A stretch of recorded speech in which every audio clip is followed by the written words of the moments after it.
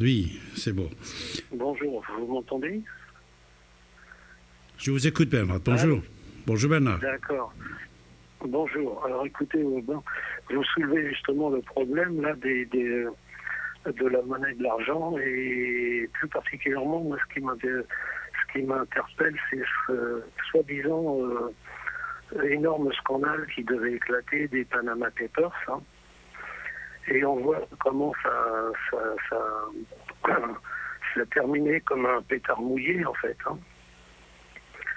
Et bon, à cette occasion, et on avait déjà discuté avec vous du scandale de cette policière qui avait dit que certains fonctionnaires du ministère de l'Intérieur lui avaient demandé de falsifier son rapport.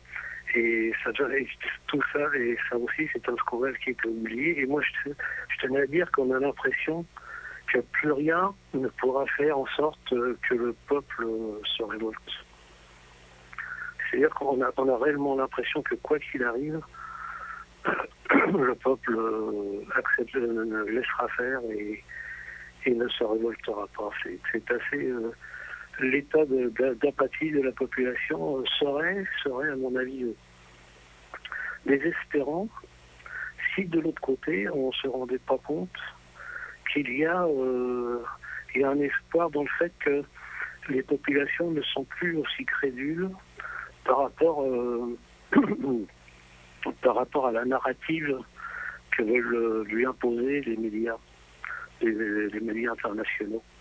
On a l'impression maintenant qu'il y a un contre-pouvoir contre les médiatiques qui fait en sorte qu'on a d'autres et que les gens sont beaucoup moins crédules qu'avant.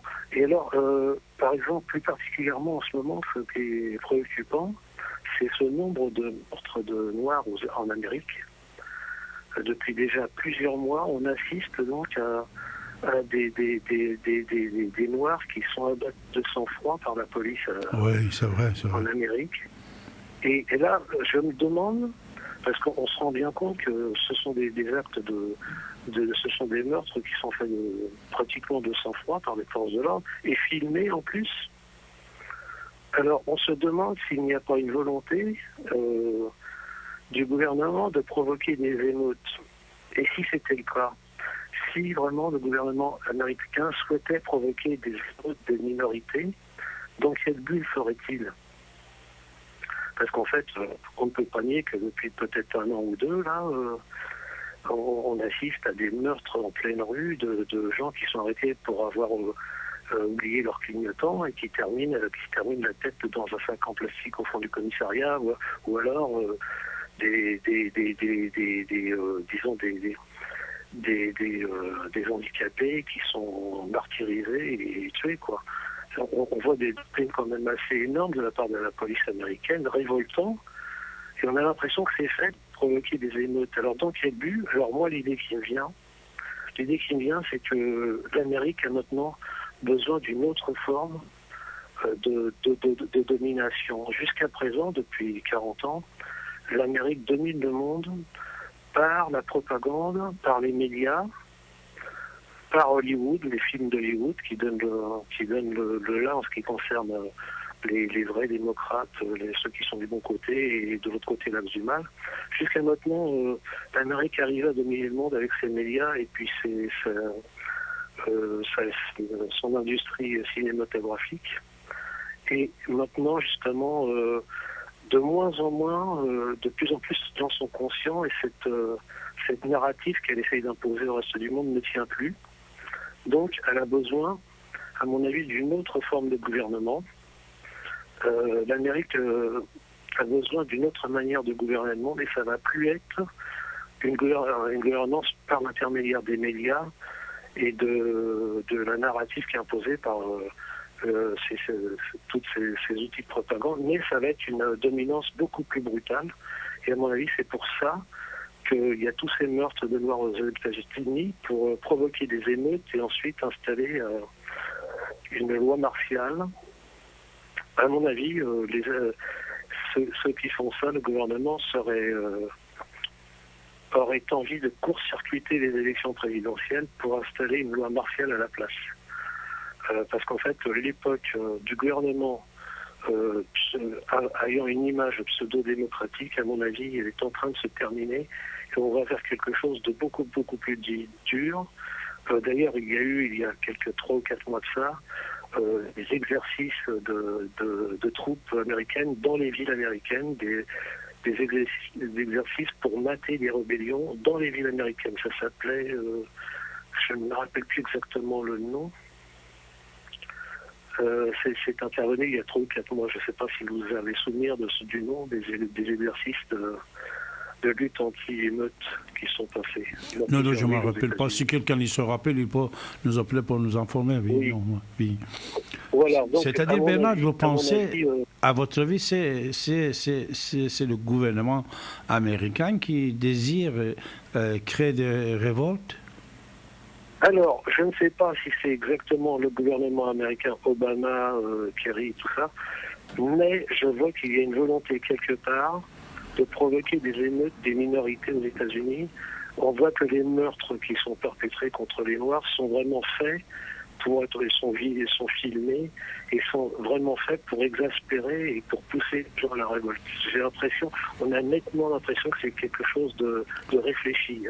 On voit de plus en plus de policiers tirer, mais impunément à bout portant sur des gens qui sont désarmés. Et ça ne peut être qu'être fait pour révolter les gens, pour les pousser à la révolte, à mon avis. Alors maintenant, si ça vient de Obama, ou alors dans les plus profonds, la question reste à régler, avec un état plus profond qui serait lié peut-être aux organismes que vous évoquiez tout à l'heure. C'est tout à fait possible. C'est-à-dire c'est programmé à votre avis. C'est programmé tout ça, à votre avis. Pardon ? À votre avis, c'est programmé. Tous les problèmes policiers, par vos policiers qu'on voit récemment, c'est programmé à votre avis. Alors c'est par qui? Vous n'êtes pas sûr que c'est par qui? Oui, à mon avis, au début, ça a commencé quand même depuis 2 ans. Ouais. C'était assez régulier, tous les mois, tous les 2 mois, un meurtre vraiment patent, quoi. Un meurtre, pour moi, si on pouvait douter il y a quelques mois de ça, maintenant, forcé de se rendre à l'évidence que c'est quelque chose qui est concerté, parce que pour une bavure, ça va, 2 bavures, ça va, mais quand le système judiciaire et policier ne tient pas compte de 20 ou 30 bavures qui sont faites depuis des mois et des mois, et que ça continue sans aucun changement, la seule chose qui n'a été pas prévue, à mon avis, c'est la passivité du peuple noir. Je pense que ceux qui avaient programmé ça ne s'imaginaient pas à quel point les populations étaient peu aptes, peu décidées à se révolter, quoi.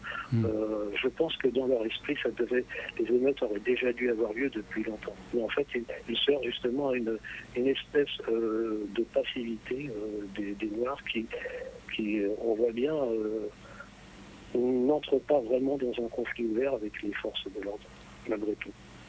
Mais en France, à ton avis, Bernard? C'est programmé en effet. Pardon? À ton avis, en France, pourquoi les révoltes, par exemple, Nuit debout, c'était étouffé rapidement? Pourquoi? Pour quelle raison? À mon avis, c'est la même chose. Il y a une passivité qui s'est installée, peut-être un trop plein d'informations, mais il y a une passivité qui s'est installée et les gens ne réagissent plus aux scandales, quels qu'ils soient. Les Panama Papers, on a lâché 3 noms le jour où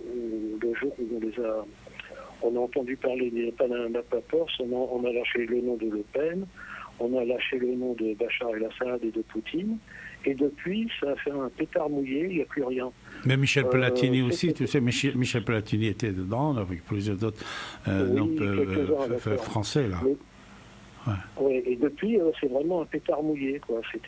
Ça devait être une bombe atomique, hein, comme ils l'ont annoncé. C'est un pétard mouillé. Donc moi, ce qui me interpelle, c'est cette passivité ambiante. Alors, très honnêtement, bon, je vais faire un petit peu, je vais me faire un petit peu traiter de conspirationnisme, mais est-ce que quelque part, on n'est pas drogué d'une manière ou d'une autre? Mais personne n'en parle pas. Mais par exemple, toi-même, si le peuple décide à parler, vous avez le moyen, vous pouvez parler, vous pouvez contester. Pourquoi les gens ne contestent plus? Un dossier assez important, un dossier qui parle de plusieurs milliards de dollars, plusieurs millions de dossiers, de papiers, de documents, en condamnant pas. Pourquoi le peuple ne parle pas? Par exemple, toi, Bernard, à ce sujet, est-ce que tu as fait des enquêtes et des recherches sur Internet pour rassembler certaines informations sur le Panama Papers, oui ou non? Ben, moi, ce que je fais, c'est que j'essaye d'avoir un regard lucide aussi sur ce qui se passe. Et voilà, et je le partage autour de moi. Hein, mais je ne suis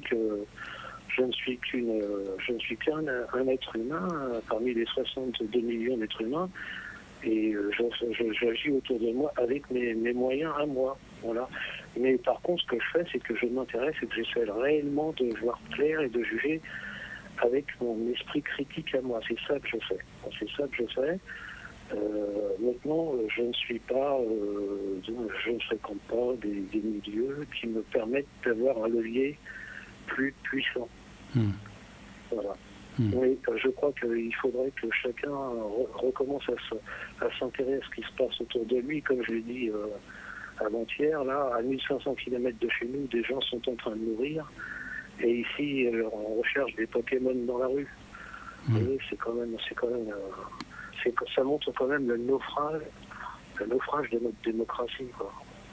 Je ne sais pas ce que vous en pensez. Mais, ce que je viens de te dire, c'est vrai, c'est tellement étonnant de ne pas prendre les grands voleurs et on attrape les petites citoyennes qui ont des difficultés financières. Oui, ça on vient de dire. Tu sais, chaque jour, combien de sociétés déposent le bilan? Chaque jour, combien de foyers français ils perdent son logement, son travail? Et au lieu d'injecter l'argent dans tous ces problèmes-là, alors on met dans la gorge des banques multinationales qui sont en des causes des faillites de peuples, qu'ils soient français, allemands, je ne sais pas où. Là? Et alors, il faut dire ensuite, en plus, que par exemple, pour ces histoires d'amendes énormes là, que les Américains infligent aux banques, aux grandes entreprises étrangères, ce qui leur permet de faire ça, c'est qu'ils ont un système de surveillance qu'ils ont mis en place avec la Libye du terrorisme, qui leur permettent de surveiller tous les emails et toutes les choses. Et donc, quand il y a un rendez-vous dans un restaurant avec un PDG d'Alstom, avec par exemple une entreprise aux Philippines pour avoir un marché, c'est grâce à leurs écoutes destinées à lutter contre le terrorisme, ils sont au courant, ce qui peut leur permettre ensuite de faire un procès et d'obliger Alstom à vendre sa part de sa branche énergie à General Electric, alors qu'Alstom était en meilleure santé que General Electric au départ. Et voilà, c'est grâce justement à la Libye du terrorisme qui peut avoir des écoutes partout et ensuite coller des amendes à tort et à travers aux entreprises qui les gênent. Voilà. Et donc, par contre, en ce qui concerne la France, je pense que les médias sont beaucoup plus puissants en France pour servir les intérêts du libéralisme qu'aux États-Unis, parce qu'aux États-Unis, plus personne ne les croit.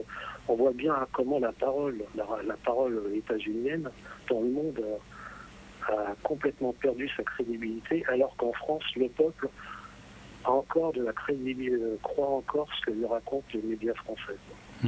Et c'est peut-être pour ça que ça me bouge beaucoup moins en France que ça devrait le faire. Écoutez, moi je vous ai fait part de ce que j'espère des réflexions qui me viennent quand on voit l'état actuel justement de scandales qui devraient être et qui ne sont pas. Et pourquoi c'est comme ça? Voilà. Je ne sais pas ce que vous en pensez. Oui, il faut bouger. Il y a le mois dernier, on avait parlé de cette policière, vous savez, qui avait... et vous m'aviez dit, alors je reviens là-dessus, parce que vous m'aviez dit, donc, on ne peut pas mettre un ministre à la porte sur la parole d'une policière. Et comme j'étais plus à l'antenne, je n'avais pas pu vous répondre, mais là, je vous dirais très, très, très franchement que c'est bien entendu qu'on ne peut pas mettre un ministre à la porte sur la simple parole d'une policière. Mais moi, je veux dire, en citoyen un petit peu averti, je sais très bien qu'il y avait si la vérité était du côté de Bernard Cazeneuve, vous l'auriez lu le lendemain dans Le Figaro, Le Monde, L'Express, Le Point, L'Expansion, vous auriez eu tous les journaux qui l'auraient exposé cette vérité-là. Or, si personne n'en parle plus, c'est parce qu'il y a de grandes chances pour que ce soit le témoignage de la policière qui serait exact. Et pourtant, ça aussi, comme les Panama Papers, ça fait un pétard mouillé. Voilà. Voilà, monsieur Abbassi, ce que j'ai à dire. Merci Bernard, merci de récupérer ton droit de réponse de mois dernier et maintenant nous dire. Voilà. Au revoir. Merci, bonne soirée. Voilà, vous écoutez votre radio ici maintenant sur 95 de FM. Vous pouvez intervenir pour vous exprimer en composant le 08 92 23 95 20. David Abbassi avec vous encore, comme chaque dernier samedi du mois, mes chers amis. Mais n'oubliez pas, si vous êtes présent dans le champ politique, que vous votez ou ne votez pas, mais réagissez, les choses peuvent bouger. Même en envoyant quelques cartes postales, petites lettres à n'importe quel député ou n'importe quel ministre ou même au président de la République qui va vous répondre, ça peut vous faire bouger les gens. N'oubliez pas, il ne faut pas dire que voilà, moi je suis seul, si je fais quelque chose, il y a 70 millions d'autres qui vont rien faire. Non, soyez sûrs et certains, réagissez, bougez, faites quelque chose, vous allez voir que ça fait du bruit. Ça fait du bruit. Bernard, il a raison. Il y a beaucoup de magouilles à droite, à gauche, surtout sur la question de l'argent, économie, finance. Beaucoup de choses qu'on vous cache. Et vous avez le droit d'y découvrir, de démasquer. Démasquer la vérité. Et vous avez le moyen, vous pouvez le faire. Surtout actuellement, vous savez, avec réseaux sociaux qui existent, à droite, à gauche, vous pouvez annoncer des choses. Actuellement, chaque individu peut avoir la tribune qu'il veut. En plus des tribunes internationales, vous pouvez diffuser l'image, le son, la parole.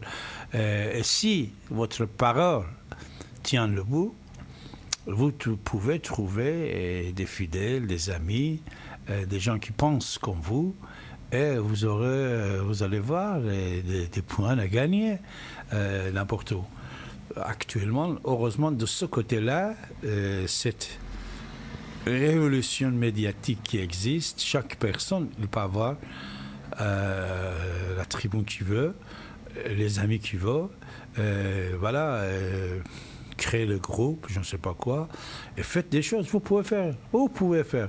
C'est-à-dire, chaque jour, changer les choses, ça commence avec toi-même. Ça commence avec toi. Toi, ne dois pas attendre que quelqu'un d'autre vienne frapper à ta porte ou prendre ta main. Non, c'est toi-même qui peux changer les choses. Et tu peux le faire. Vas-y. Restez avec nous, mes chers amis. Vous écoutez votre radio ici maintenant sur 95 FM.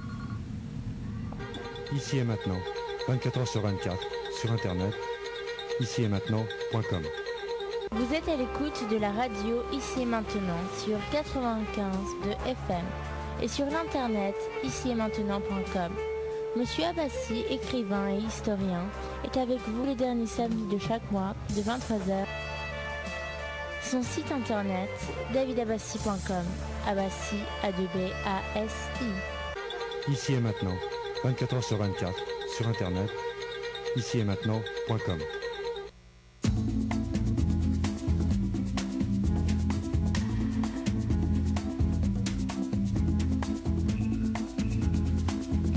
Retrouvez l'émission Soleil de Perse, animée par David Abbassi, tous les derniers samedis du mois, en direct, à partir de 23h, sur Ici et Maintenant, 95.2.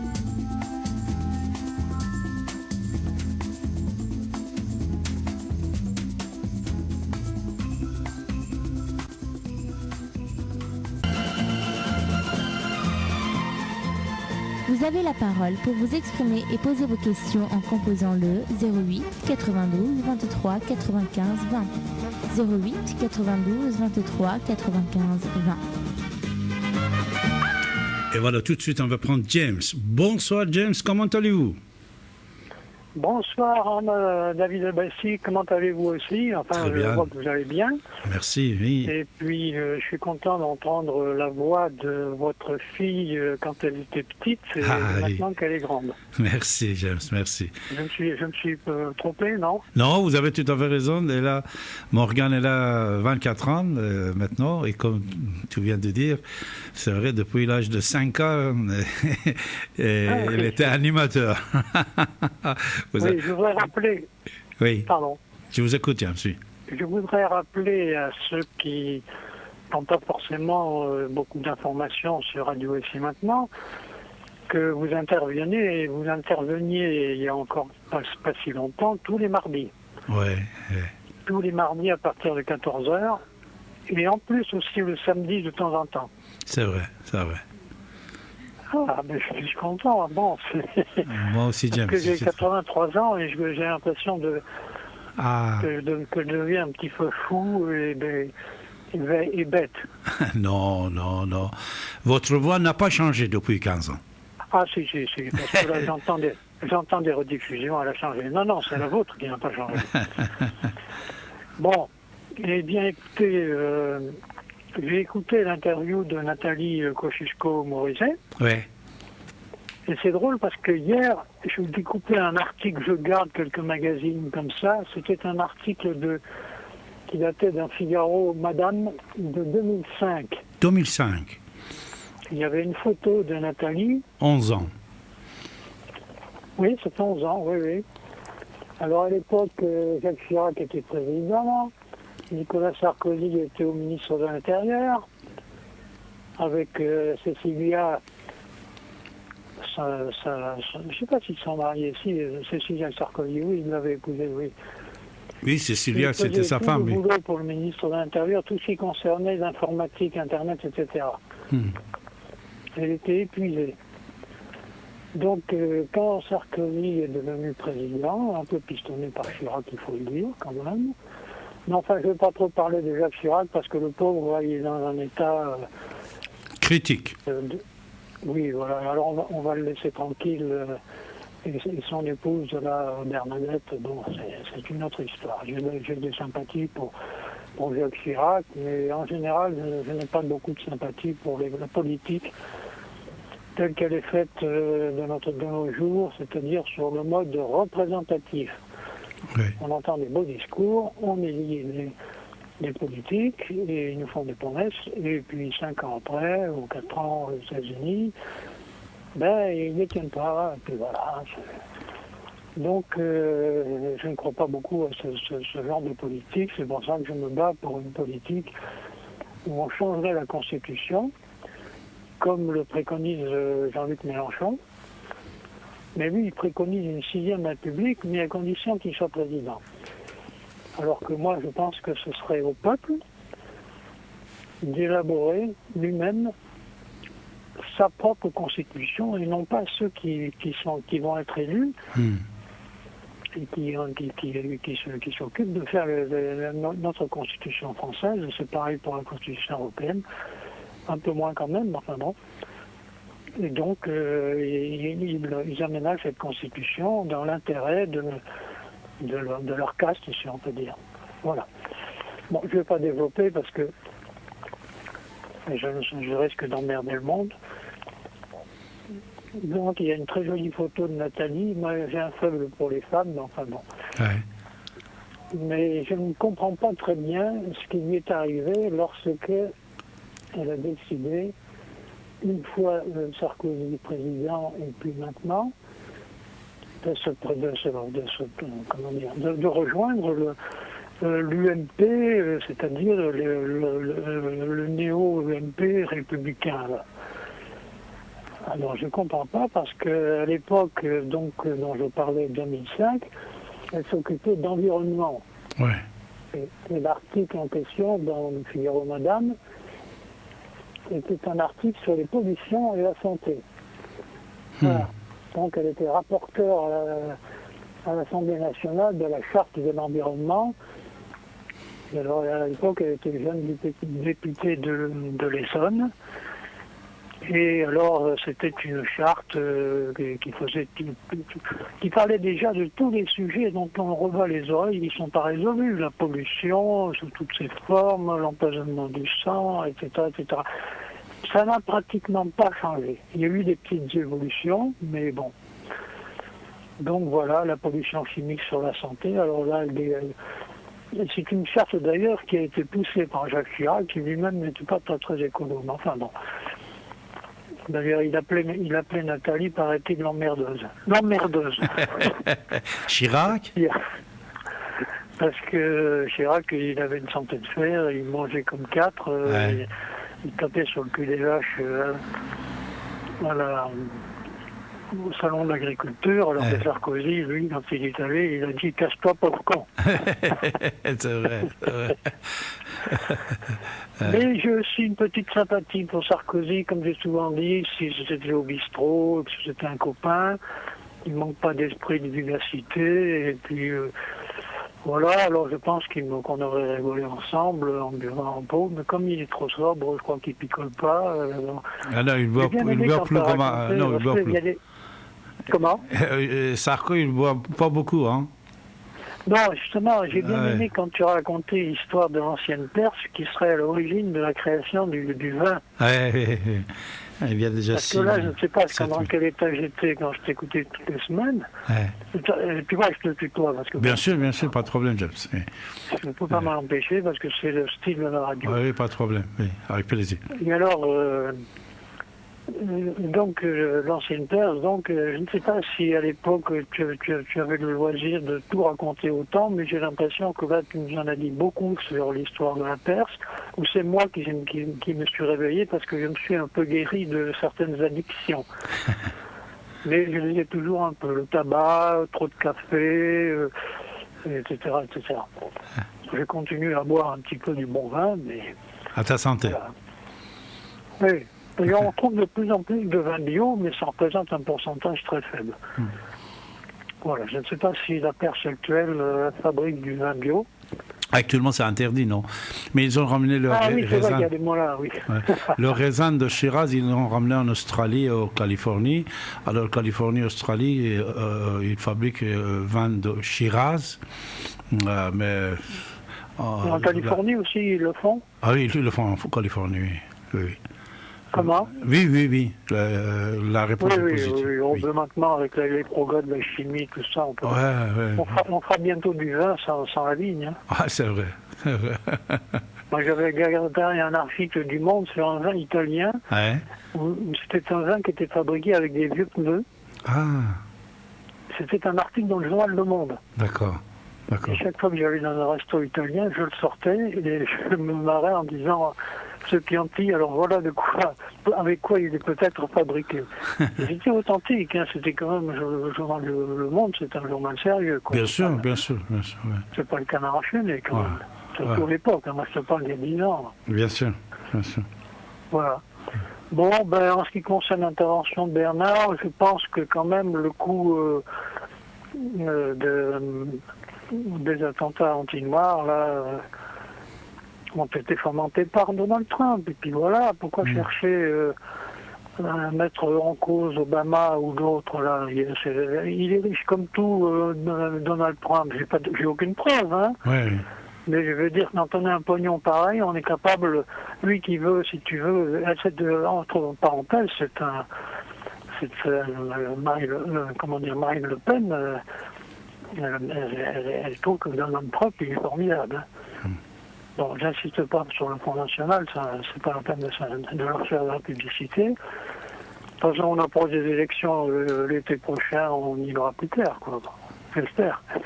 Mais enfin voilà, c'est un coup monté parce que l'Amérique, une certaine Amérique reste encore sous le sceau du Ku Klux Klan. Et ils n'ont jamais digéré qu'il y ait des Noirs aux États-Unis. Alors que c'était des esclaves et compagnie, etc. Bon. Écoute, j'ai l'impression de bafouiller et d'ennuyer le monde.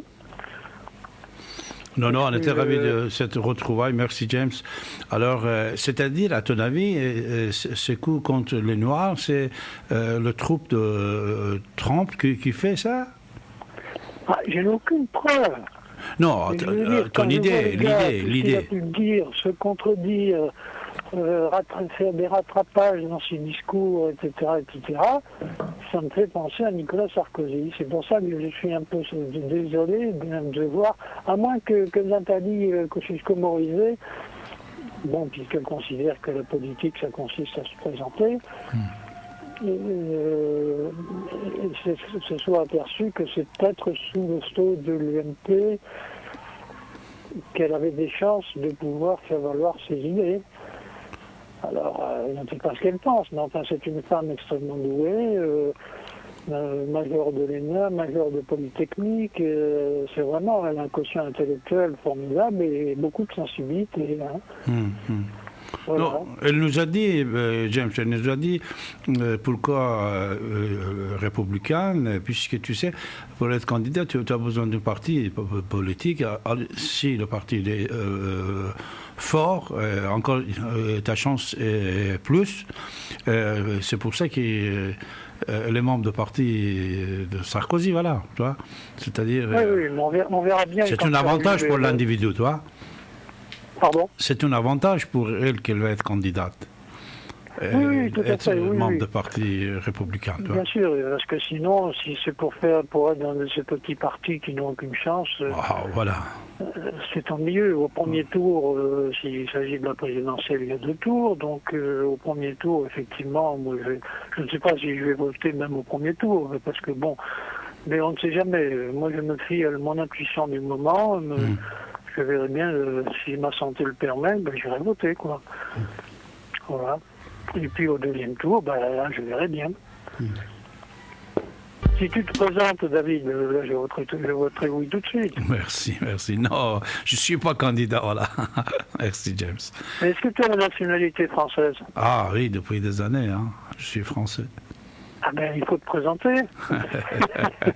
Tu sais, dans toutes ces affaires-là, avant tout, il faut avoir un paquet de dollars, plusieurs millions. Oui, non, mais avant tout, je sais que tu es plaisant, moi aussi je suis plaisant, mais c'est justement n'importe quel candidat, même pour une petite municipalité, il a besoin d'un paquet de dollars. Oui, euros, maintenant, comme partout, voilà, on revient au sujet des banques. Alors là, je suis déjà pas mal intervenu sur l'antenne de Radio ici maintenant au sujet des banques. Alors je ne vais pas remettre ça parce qu'il faut que j'ai des bouquins sous les yeux. Et j'aime bien André-Jacques Holbeck, j'aime bien Étienne Chouard. Et je m'intéresse quand même à la pensée de Bernard Friot, qui ne parle pas de revenus de base, mais plutôt de salaire à vie. Alors il est assez difficile à appréhender, et comme j'ai acheté pas mal de bouquins de Bernard Friot, je vais essayer quand même, si je peux encore à l'antenne, de préciser un peu quelle est sa pensée. Il paraît un peu bizarre, mais bon, enfin voilà. Et puis j'ai entendu Edgar Morin sur France Inter, il était l'invité cet après-midi du CO2 mon amour, là, oui. Ou de complément d'enquête, je ne sais plus. Enfin bref, des émissions de France 2. En tout cas, il y avait Edgar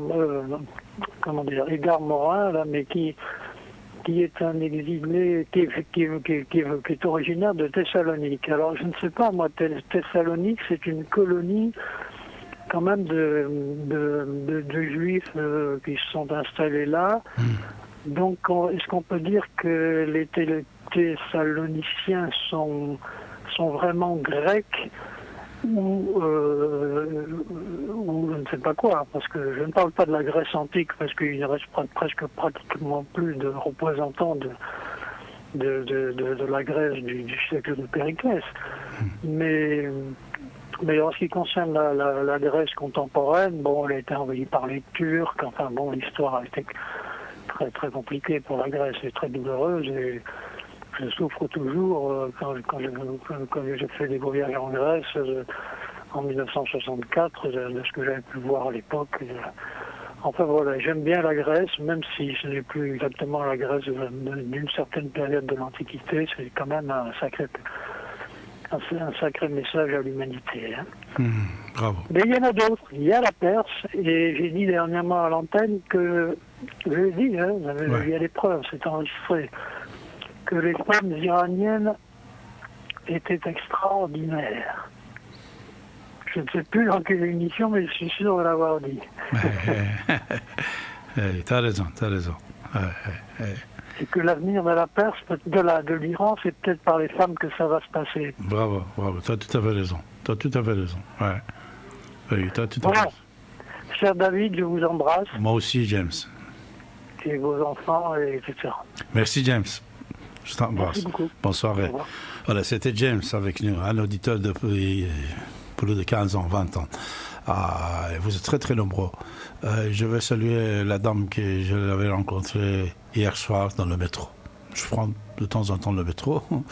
Alors, hier soir, j'étais avec certains amis, une charmante dame qui vient me saluer, m'avoir, elle m'a reconnu, c'était David, et elle écoutait notre radio depuis 30 ans. Je le salue ce soir, et je vous salue toutes et tous vous êtes fidèles à cette antenne. Merci beaucoup, merci à toutes, merci à tous. Vous avez la parole. Voilà, ce soir, vous avez la parole. Au départ de notre émission, mon invité, c'était une femme, Nathalie Kosciusko-Morizet. On a parlé 15 minutes ensemble. On ne pouvait parler plus si le moyen que j'avais pour l'enregistrer, si c'était plus efficace. Et bien sûr, les femmes, vous savez, sont les dirigeants cachés de notre monde. Dans ce monde, n'importe où que vous soyez, de n'importe quelle couleur, de n'importe quel pays, c'est vrai qu'on dit les femmes, ils ont beaucoup subi de la société, de l'histoire, de la famille et tout ça. Mais c'est la femme qui gouverne en réalité. C'est-à-dire la femme qui gouverne. On disait toujours derrière, non, devant peut-être, derrière les grands messieurs, il y a une grande femme. Les femmes ne sont pas seulement mères, sœurs, c'est des dirigeants de notre société, mais en cachette pour le part de fois. On ne les voit pas, mais ce sont eux qui gèrent les hommes. Je veux saluer toutes les femmes, de n'importe quel âge jusqu'à n'importe quel âge. Voilà. Et je vais embrasser la main de toutes les femmes ce soir, ici et maintenant. Et je vous dis que vous avez la parole, que vous soyez un homme ou une femme, sur l'antenne de la radio ici et maintenant. Ce soir avec David Abbassi. Et encore, je vais préciser que David Abbassi est le seul responsable de tous ces propos depuis des années à ce jour, sur cette antenne et ailleurs. Et je vais être ravi de vous recevoir sur cette antenne et vous écouter, mes chers amis. Voilà, vous écoutez votre radio, ici et maintenant. Ici et maintenant, 24h/24, sur Internet, ici et maintenant.com. Vous êtes à l'écoute de la radio Ici et Maintenant sur 95 de FM et sur l'internet ici et maintenant.com. Monsieur Abbassi, écrivain et historien, est avec vous les derniers samedis de chaque mois de 23h. Son site internet davidabbassi.com. Abbassi, A2B-A-S-I. Ici et maintenant, 24h/24, sur Internet, ici et maintenant.com.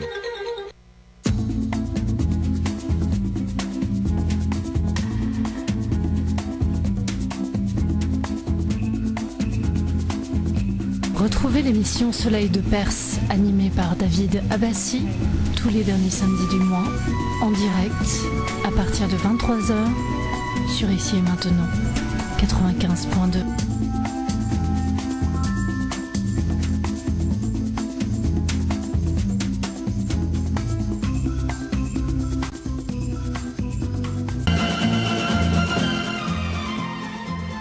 Vous avez la parole pour vous exprimer et poser vos questions en composant le 08 92 23 95 20. 08 92 23 95 20.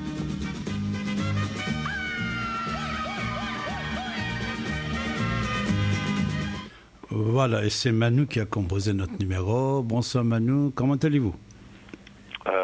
Très bien. Et vous, David? Merci. Je vous écoute, Manu. Nous vous écoutons. Bah écoutez, moi ça fait très longtemps que j'ai pas écouté vos émissions. Là je prends un petit peu en cours l'émission en même temps. Mais j'ai remarqué un truc, c'est que j'ai l'impression que c'est le jour de la femme avec toi. Vous n'êtes pas contre, Manu? Ah non, pas du tout. T'interpelles, on va dire, les femmes pour qu'elles viennent à l'antenne. Oh non, je viens juste, il y a déjà 2 minutes de parler des femmes au départ de mon émission. C'était tout à fait normal. Je taquine.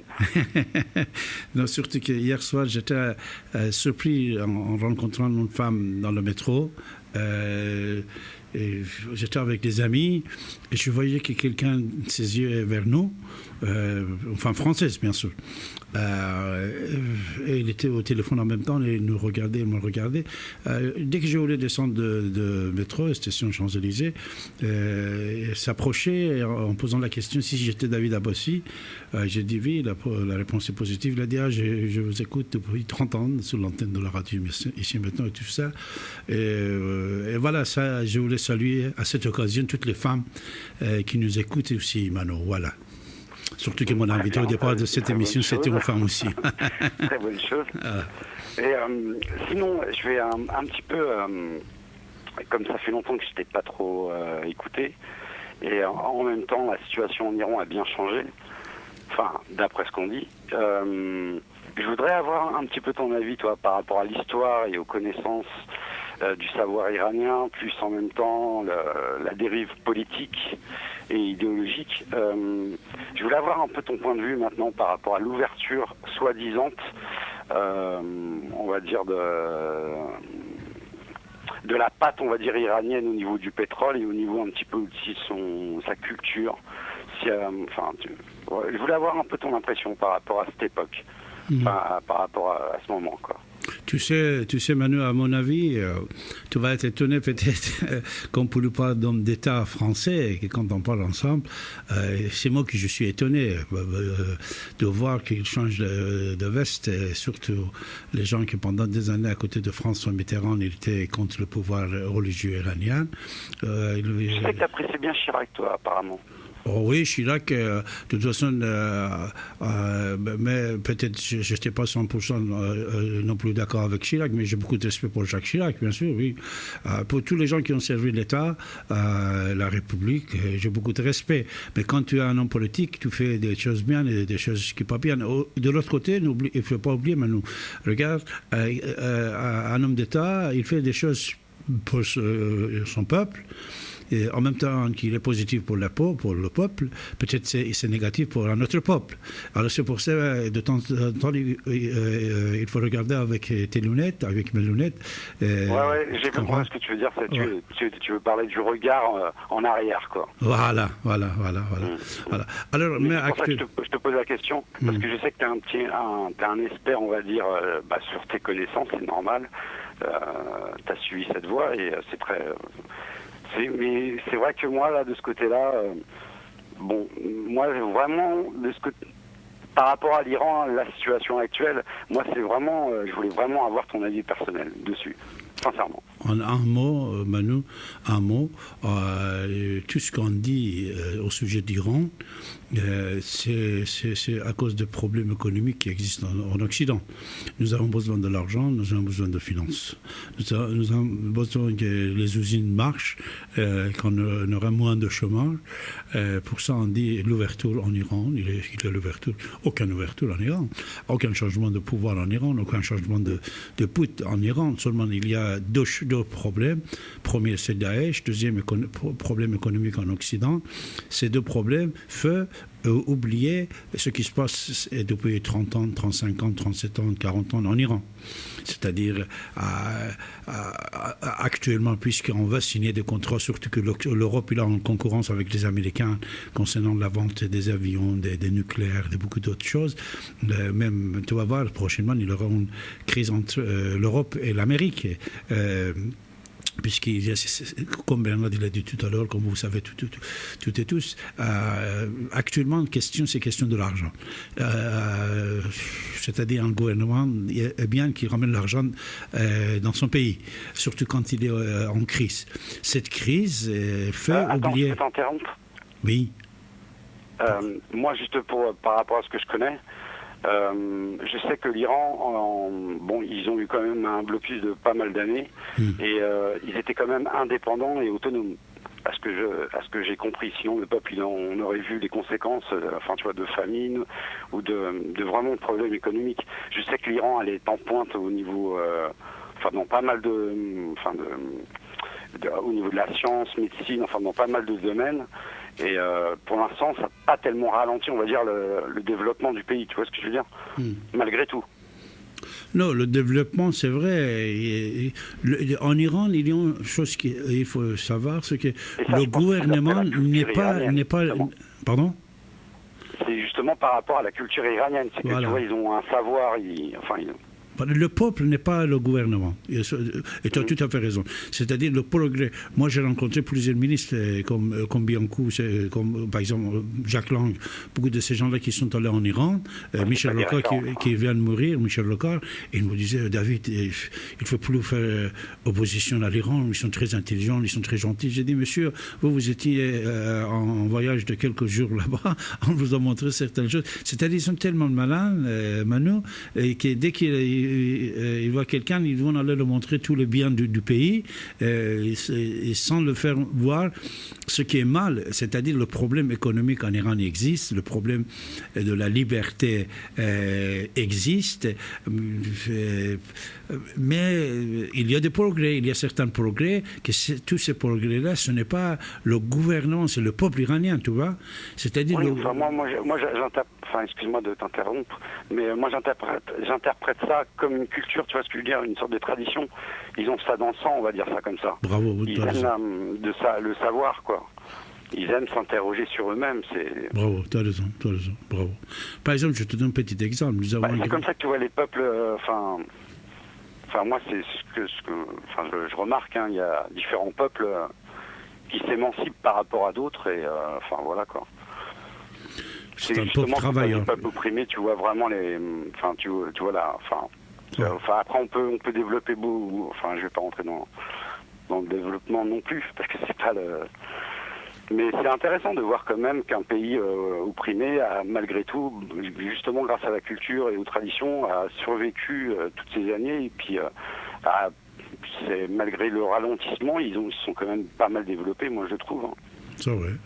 Tu sais que c'est depuis l'année 1980, même 75, à l'époque de Shah d'Iran, on avait proclamé la division d'Iran, en créant 7 États à la place de l'État aujourd'hui. Et ça commence avec la guerre irako-Iran, c'est terminé, après c'était Daesh, mais c'est vrai, tu viens de dire, tu as tout à fait raison. Regarde, les guerres, c'est à l'extérieur des frontières iraniennes, mais toutes ces guerres-là, ils devaient être en Iran. Toi, la guerre en Syrie, la guerre en Irak, la guerre en Afghanistan, toutes ces guerres-là, c'était les guerres qui devaient être en Iran, à l'intérieur de l'Iran. C'était programmé pour l'Iran, mais ils sont à l'extérieur du pays. Et ça, ce n'est pas grâce au pouvoir iranien, comme tu viens de dire, c'est grâce à la sagesse du peuple iranien, ce peuple qui est partout. Et ça, tu as tout à fait raison, bravo. C'est le dieu de la Perse, c'est le dieu de soleil et qui garde ce pays-là. Parce que toutes ces guerres-là que tu vois dès le départ, c'est-à-dire même au départ que tous les pays arabo-musulmans étaient avec Saddam Hussein contre l'Iran pour créer 7 États en Iran, c'était étouffé. Et après, ça continue jusqu'à aujourd'hui. Nous pouvons constater que maintenant, il arrive même aux tribunaux des Nations Unies, la guerre entre le pouvoir arabo-musulman contre l'Iran avec la direction d'Arabie Saoudite.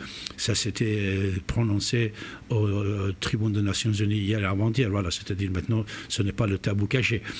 Mais malgré tout ça, tu vois que toutes ces guerres-là sont à l'extérieur de frontières iraniennes. Ils n'ont pas pu entrer dans les frontières iraniennes. Ça, c'est grâce à la sagesse, voilà, que même l'armée américaine aujourd'hui, l'armée française, c'est les alliés qui sont en train de combattre Daesh, et tous les pays qui sont en train, même la Russie, qui est en train de combattre Daesh, c'est-à-dire la Russie, l'Europe, l'Amérique, sont avec l'Iran, mais personne ne dit pas, personne ne sent pas ça, sont avec l'Iran contre Daesh, sous l'ordre d'Iran. C'est-à-dire c'est Qasem Soleimani, un général iranien, Qasem Soleimani, qui donne des cibles que les Américains doivent frapper.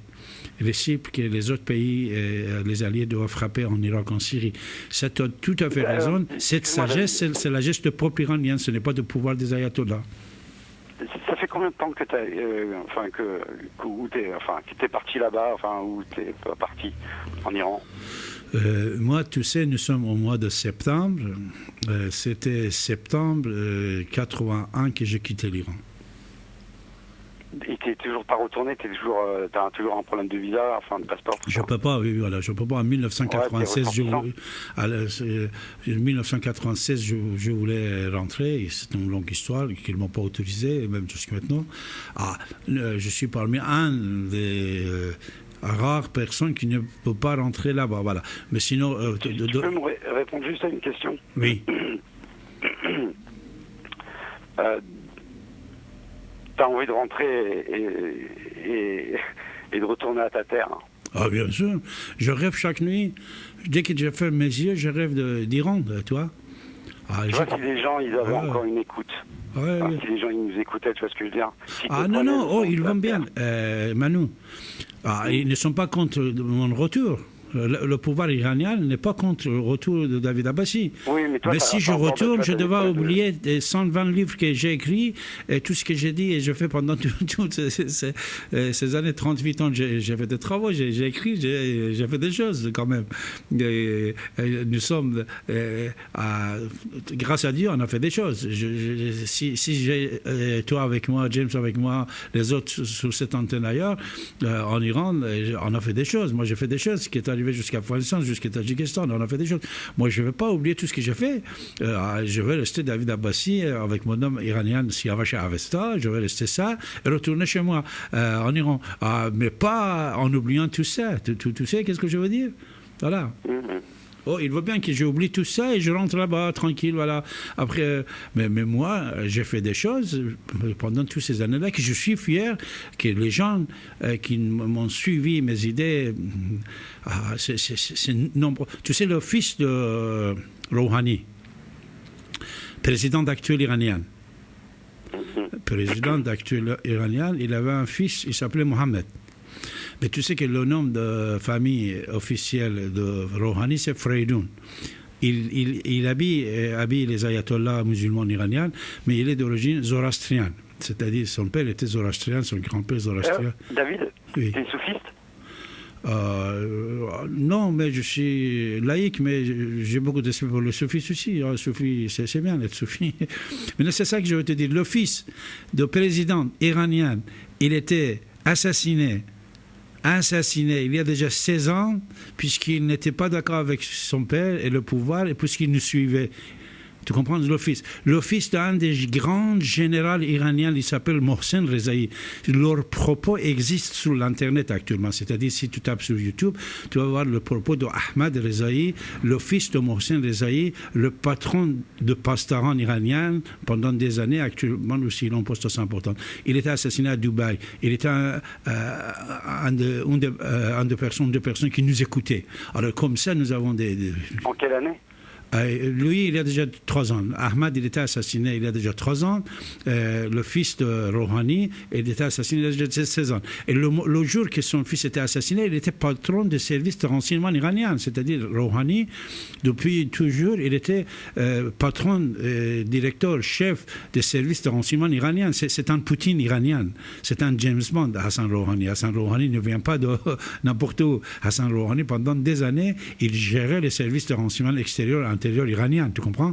Il devient président de la République. Alors son fils, il était sacrifié puisqu'il était contre le pouvoir. Et puisqu'il avait lu mes bouquins, il avait écouté mes émissions qui étaient diffusées toujours en Iran par satellite, etc. Et le deuxième, c'est le fils du général Rezaï et la fille de Shah d'Iran, Leïla et Ali Reza Pahlavi. C'est-à-dire de deux côtés, ils ont appris des choses, fait des choses, de tout ce qu'on vient de dire, que James il vient de dire, de tous ces travaux-là qu'on a fait depuis 37-38 ans.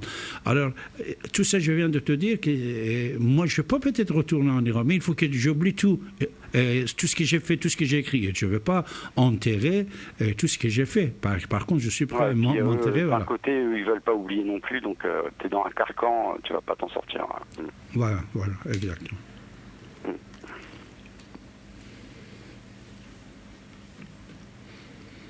Comme on dit, c'est le prix à payer. Hein.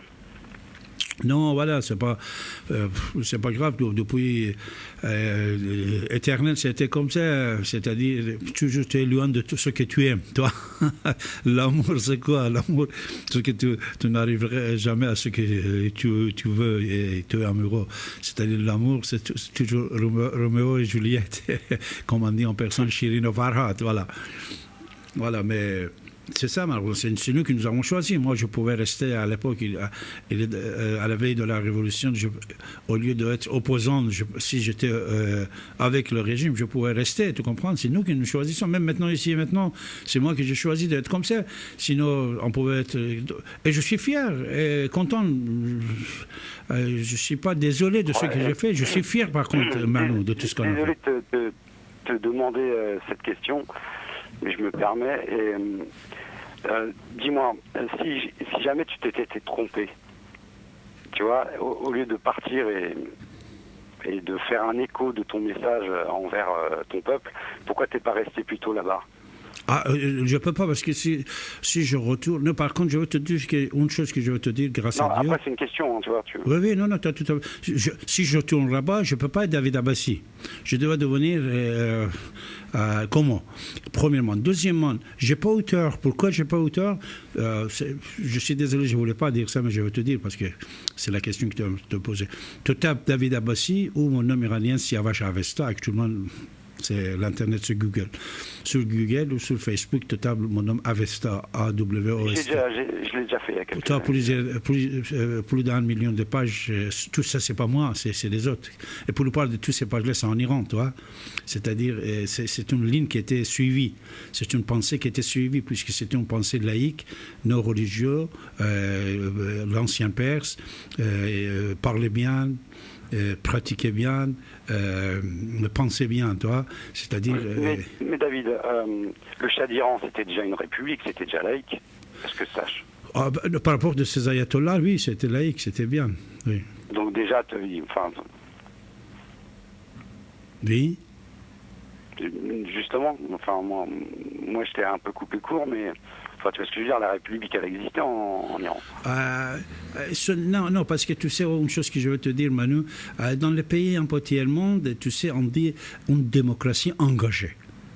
Je ne sais pas si tu as entendu de ce propos, démocratie engagée, c'est-à-dire la liberté n'est pas 100% comme on peut le sentir ici en Occident, surtout en France, mais le roi, il surveille le peuple, c'est-à-dire à l'époque c'était comme ça, il surveille le peuple pour agrandir le peuple, agrandir le pays, mais en limitant la liberté. Pourquoi? Puisque si tu donnes la liberté à l'individu qui ne sait pas ni lire ni écrire, la liberté pour lui c'est l'argent, c'est le sandwich qu'on va le donner, c'est le hot dog qu'on va le donner aujourd'hui, il va voter pour ça. Et après. Voilà. Pour ça, à l'époque de Shah d'Iran, lui, il avait commencé...